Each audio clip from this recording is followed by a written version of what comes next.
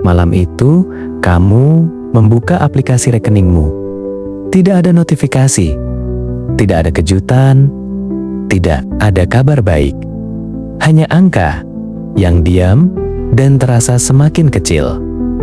Kamu menatapnya cukup lama, bukan karena tidak percaya, tapi karena kamu sudah tahu ini akan terjadi, seperti bulan-bulan sebelumnya.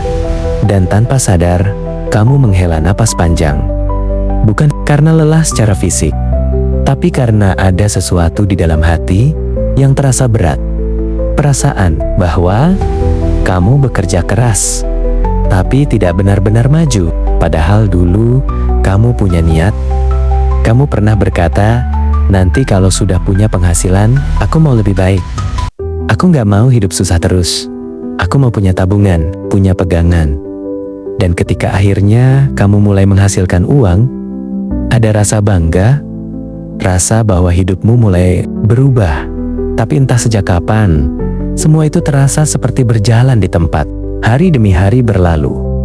Kamu tetap bekerja, tetap berusaha, tetap menjalani rutinitas yang sama.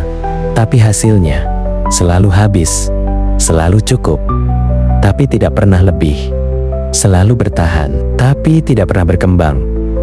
Dan yang paling menyakitkan adalah kamu tidak tahu di mana letak kesalahannya di dalam dirimu. Ada dua suara. Suara pertama mencoba menenangkan. Sudahlah, memang hidup sekarang mahal. Gaji segini, ya wajar aja kalau habis. Yang penting bisa makan, bisa jalan. Tapi suara kedua lebih pelan, lebih jujur, dan sedikit menyakitkan.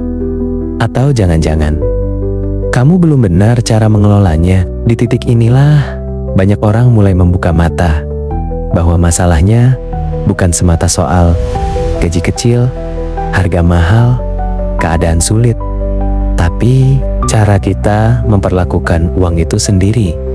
Karena uang tidak pernah benar-benar, dia hanya berpindah, dan tanpa sadar kitalah yang memindahkannya ke dalam hal yang sebenarnya tidak kita butuhkan. Mari kita jujur, kebanyakan orang menjalani pola seperti ini. Gaji masuk, dipakai, berharap ada sisa, kecewa karena tidak ada, dan anehnya, pola ini terasa normal. Tidak ada yang menganggap ini sebagai kesalahan. Padahal, disinilah akar masalahnya. Ilusi nanti dari sisa, kamu bilang, aku bakal nabung nanti kalau ada sisa. Tapi coba ingat, kapan terakhir kali benar-benar ada sisa? Hampir tidak pernah. Kenapa? Karena hidup tidak pernah berhenti memberi alasan untuk mengeluarkan uang. Selalu ada kebutuhan mendadak, keinginan kecil, godaan diskon, ajakan sosial, dan semua itu terasa masuk akal. Sekarang bayangkan pola yang berbeda. Gaji masuk, langsung disisihkan, baru digunakan. Di awal, terasa seperti kehilangan, seolah-olah uangmu berkurang. Tapi sebenarnya, kamu sedang mengunci masa depanmu agar tidak habis oleh kebiasaan hari ini. Bayangkan dua versi dirimu. Versi pertama, menunda terus. Dia selalu berkata, nanti kalau gaji naik, nanti kalau keadaan lebih baik, nanti kalau sudah siap. Tahun pertama, tidak ada perubahan. Tahun kedua, masih sama. Tahun ketiga, dia mulai lelah. Bukan karena tidak mampu, tapi karena tidak pernah benar-benar memulai. Versi kedua, mulai sekarang. Dia tahu kondisinya belum ideal, tapi dia tetap mulai kecil, sederhana. Kadang terasa tidak berarti, tapi dia tetap melakukannya hari demi hari, bulan demi bulan, dan tanpa dia sadari, sesuatu berubah. Bukan langsung di jumlah uangnya, tapi di dirinya. Dia menjadi lebih sadar, lebih terkontrol, lebih tenang. Inilah yang sering tidak disadari, menabung bukan hanya soal uang, tapi soal identitas. Saat kamu mulai menabung, kamu sedang berkata pada dirimu sendiri, aku orang yang bertanggung jawab. Aku orang yang punya arah. Aku orang yang tidak menyerah pada keadaan. Dan perubahan itu tidak langsung terlihat dari luar, tapi akan terasa sangat dalam di dalam diri. Kalau kamu benar-benar ingin keluar dari siklus ini, kamu tidak butuh motivasi. Kamu butuh sistem. 1. Jadikan menabung sebagai prioritas, bukan pilihan. Berhenti menunggu niat, buat aturan. Sekecil apapun, harus tetap dilakukan. Kedua, otomatiskan keputusan. Karena setiap keputusan itu melelahkan.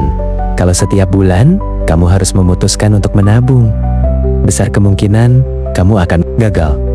Tapi kalau itu otomatis, kamu tidak perlu berpikir lagi. Ketiga, pisahkan dunia hidup dan masa depan. Jangan campur uang yang akan kamu pakai dengan uang yang ingin kamu simpan.